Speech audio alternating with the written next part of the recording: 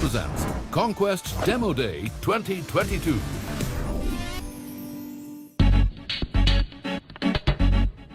Conquest, an initiative by the Center of Entrepreneurial Leadership, BITS Pilani, is India's first student-run startup accelerator, which provides mentorship to India's best startups. Conquest Demo Day 2022, conducted in Bangalore, brought forth innovative ideas and solutions by startups and enabled them to network with India Inc.'s biggest luminaries.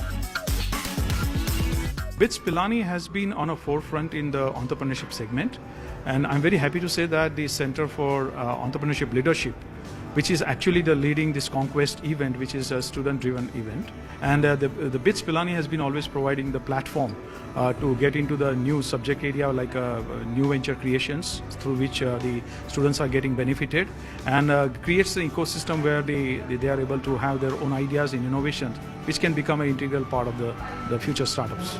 Conquest is an example of one of those programs that is so sorely needed within the ecosystem. I think what we do as accelerators, usually we interact a whole lot as an ecosystem, and including WeWork Labs, we interact with your founders who have sort of raised seed money up to your Series A's and your Series B's, corporates, everyone else involved. But the student community is someone I think as an ecosystem, all accelerators want to engage more with.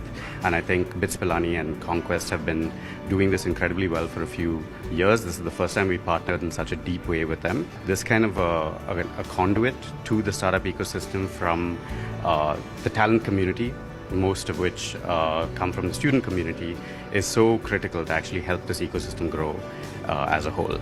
IDFC First Bank is committed to supporting the startup ecosystem, and working with the BITS Pilani Conquest enables us to support the entrepreneurs in their journey. Conquest Demo Day not only saw path-breaking ideas, but it was also a platform for industry stalwarts to share their wealth of knowledge. Esteemed panelists put the spotlight on how budding entrepreneurs can groom and sharpen their skills to cater to the ever-changing demands of the market. There's a new word that's entered the lexicon of not just media, but I think the world at large, which is the new normal. I think the new normal was for the startup ecosystem last year, $38.5 billion in deal value coming into the system. High-profile exits also happened through listings.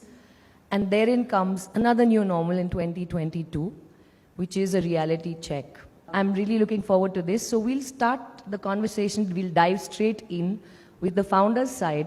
Rahul, has the ecosystem changed? And are you feeling the new normal, which is a 22 new normal, or the 2021 was the real new normal? I think that reality hasn't changed. What remained real previously was that you need to add value. Whether it be your customer, your supplier, you had to add value and you had to make sure that they value it as well. And that remains true today as well. It hasn't changed. If you are starting something up, you need to be out there understanding the customer. You need to be out there understanding the partners who are the ones who are helping you grow the ecosystem. And as long as you're doing it, there would be people who would come to you and fund you.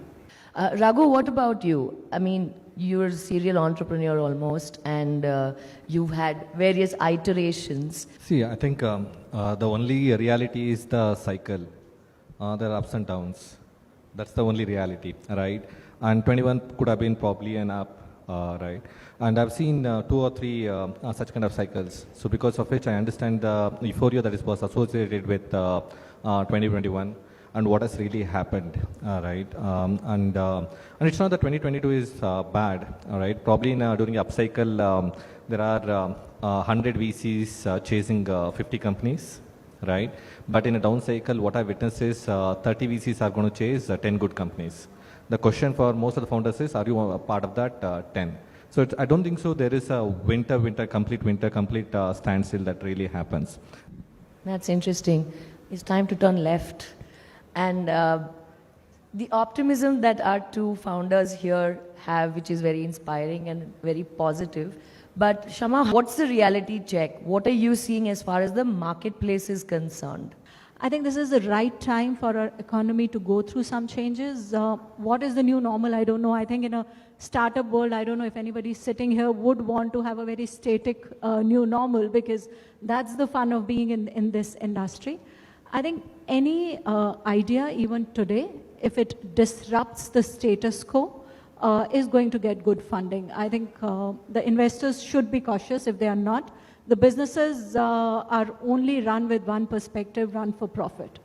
Rachit, can you sort of decode what happened post-pandemic, and where are we right now in that entire journey, if we may sort of sum that up? Maybe if we rewind to kind of end of 2019, there was, I think we were on a positive uptrend in terms of like where startups were going, the amount of funding that was in the ecosystem, things were progressing smoothly.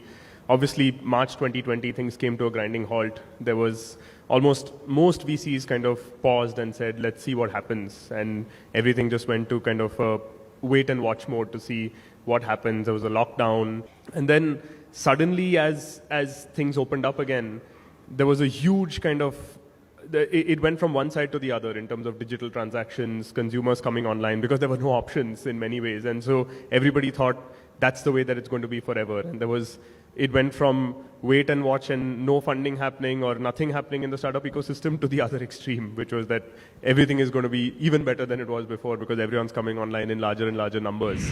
Kshitij, legend has it that you started Pixel while still in college, right? And the idea incubated in the BITS campus.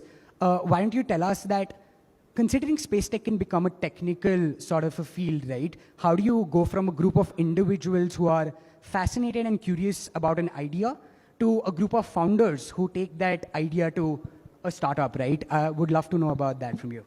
As we went through multiple conversations, we made a lot of mistakes in the beginning. We talked to VCs right out of the idea, and we realized that we need to double down on the business case of the solution.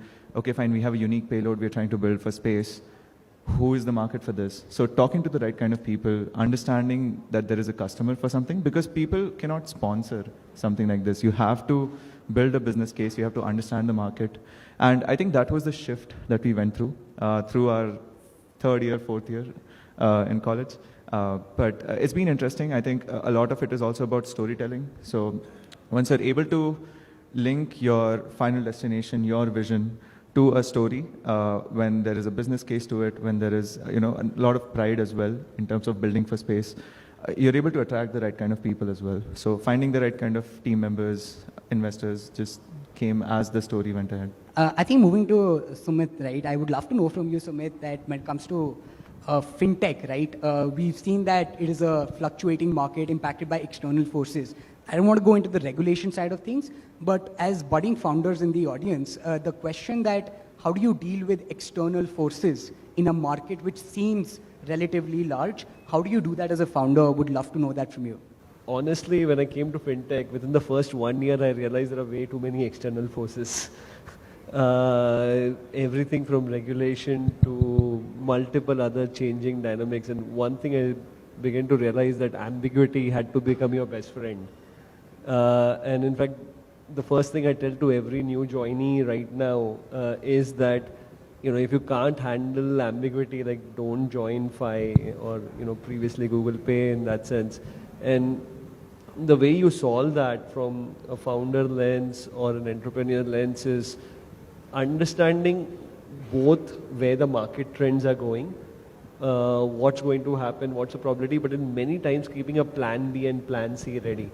Right, if you're especially dealing with regulations or other things, ensuring that that you might have the best and most optimal solution which is working today, but you also, if you think there's a chance that this might get turned off because of A or B or C reasons, how do you ensure you have a plan B ready that you can switch to within a couple of weeks? Going to Srikanth, right, and I think what you're doing in a space which is very, very evolving, right, like when we talk about Web3 crypto, it is in and of itself a very nascent space. I would love to know what your insight into, the crypto space is when it comes to category creating companies.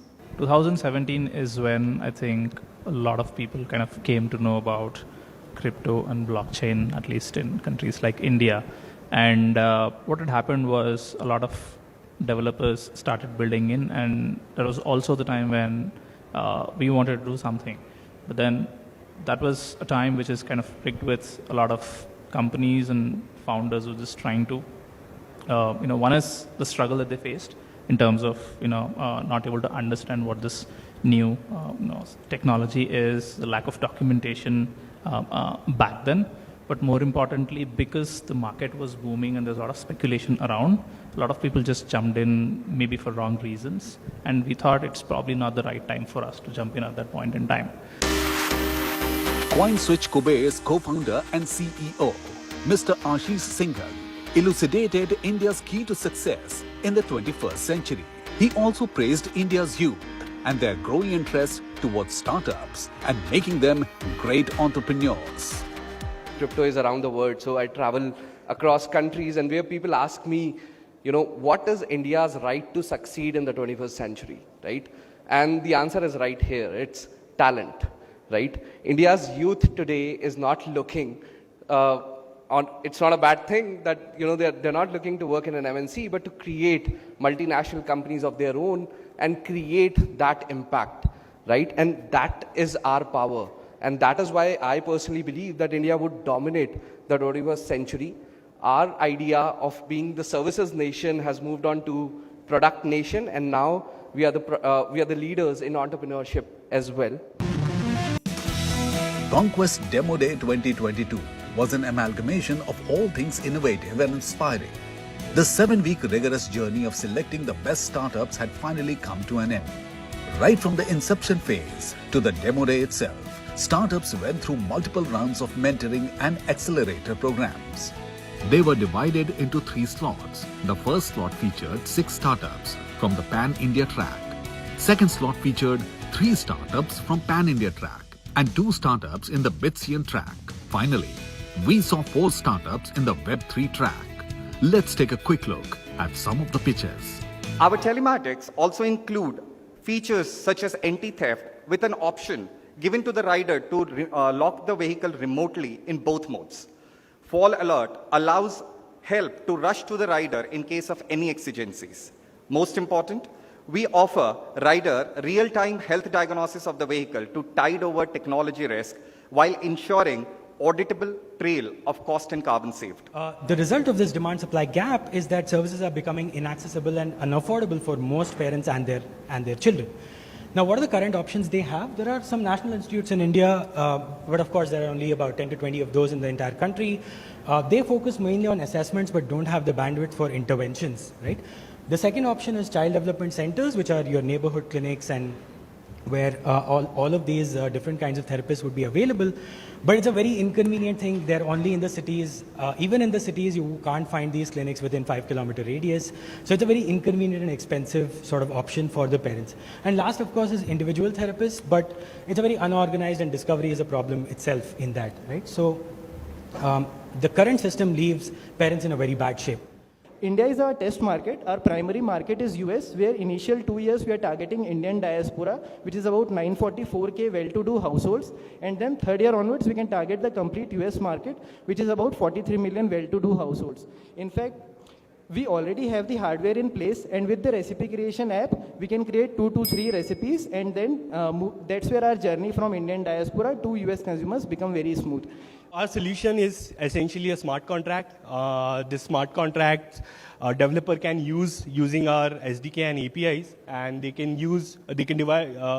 create their own use case.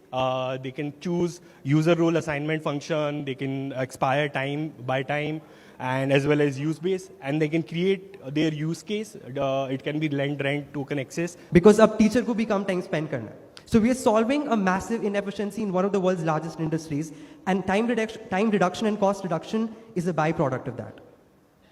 So we took this product, we priced it at a very, very affordable price. So at 999 rupees per month, 999 rupees, a student gets lifetime access to concept videos and practice tests. And at 2,500 bucks per month, they get live teaching, where the teacher handholds them through projects and gives them certificates for all the skills that they're learning. The guest of honor, Mr. Aswath Venkatraman, operating principal, Westbridge Capital, shared his thoughts about Conquest Demo Day 2022 and the kind of talent he witnessed this year. The scale of this program or this competition just boggles my mind, because I think we had about 3,000 registrations, out of which we got 300 people selected for the final rounds, and now we have the 15 finalists which are here. So I think it just amazes me that we have so much startup talent present in this country, and hopefully changing the way Indian business evolves over the next few years. I believe in this room, after having seen some of the pitches, we have seeds of what are likely to become extremely large and successful businesses, and also a bunch of founders who maybe we look back and say that, hey, these are the visionary founders 20 years down the line who maybe made that first steps or first journey over here. I mean, just look back maybe at 2010s, we were minting maybe as a country, we had maybe one unicorn emerging every year.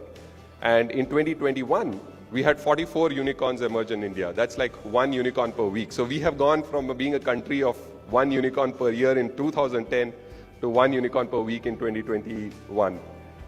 It's almost like how the Moore's law in electronics works. I think there is some kind of a Moore's law in startup ecosystem as well. I think this trend is likely to increase. We are likely to see more and more unicorns emerge over the next few years. And that's because the width of people who are entering this space is super interesting. Circling back to the initial thought, which was about saying that like people of my generation and just 20 years back, as I said, we're looking at corporate jobs. But today, I think students, let's say a student-run competition like this, it gets wonderful presence. We have a bunch of people who are looking to start up, are willing to start up. The ecosystem around them is present to support them, as well as the fact that, you know, even the society accepts them as truly value creators. And today, the best minds of India are not thinking about going to the US or you know, working for a cushy corporate job, but thinking about solving real problems which Indians face. And I think that gives us a great deal of excitement to be in this space. Startups put forth their best foot and presented exciting pitches in front of a jury and audience. And the winners were awarded with exciting cash prizes. Let's see who the final winners are. Stream Money wins the Web3 track. Congrats, guys. To announce the winner for the Bitsian track, I'd now like to call upon Professor Suman Kundu, who is the director of BITS Pilani KK Birla Goa campus. And the winner is the Pound.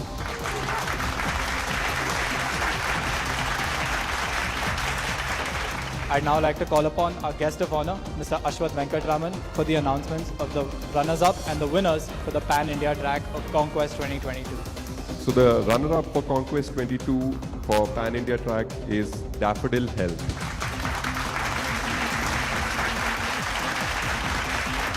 And the winner for Conquest 22 Pan-India track is Green Tiger Mobility.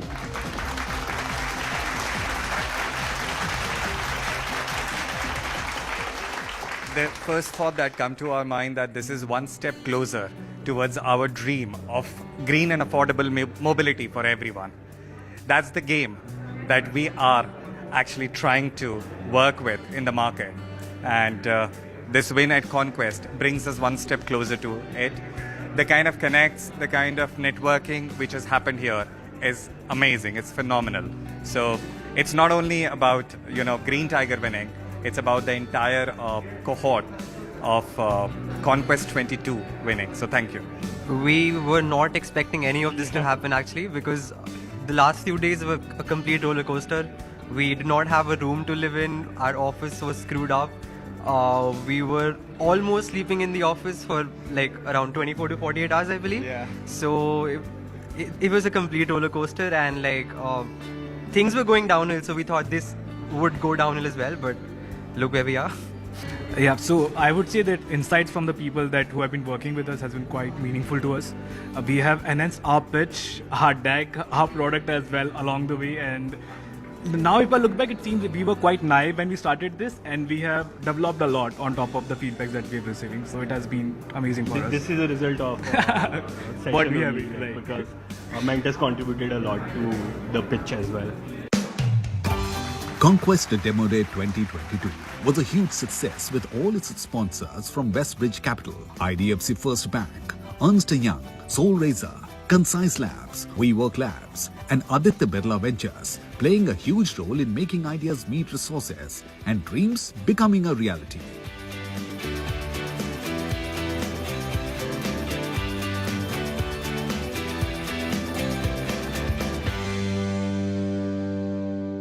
Let's hear it from the stakeholders and mentors on their thoughts about Conquest Demo Day 2022.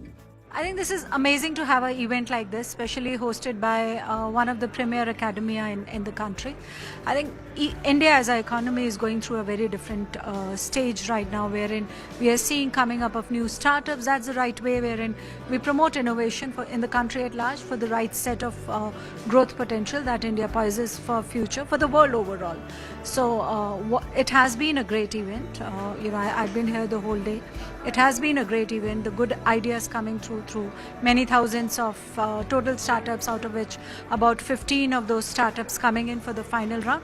I think it has been wonderful. I think, again, I think the quality of the builders has been just amazing, incredible to watch them pitch. I know what I was doing when I was in my second year, and this is amazing, right? So, and especially on Web3, I think the quality of teams and the projects, there are a couple of projects which are really solving some very interesting use cases. So I think the team behind them, while they were pitching, there was very clear strategy in terms of how they were going to acquire customers. It is already a product that has been developed. It's on DevNet, and I think they're doing some pilots with real customers. So finding that in Web3 is hard. You can trust me on this because it's very, very new. It's not very easy to find customers on Web3. So yeah, I think that sealed the deal for me. Westbridge Capital presents Conquest Demo Day 2022.